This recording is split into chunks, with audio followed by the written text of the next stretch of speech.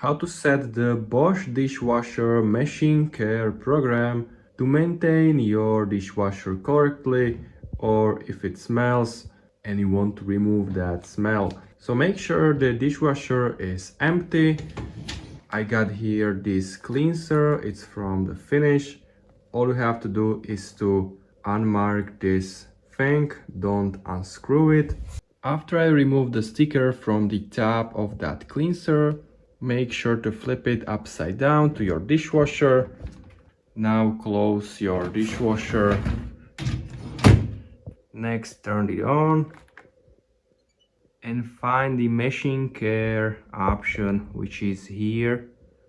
Click it. It will take this long. Then click on start.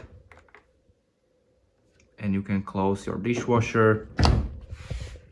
And it's done, and this was how to set up your Bosch dishwasher into the machine care program. I hope you find it helpful. See you next time.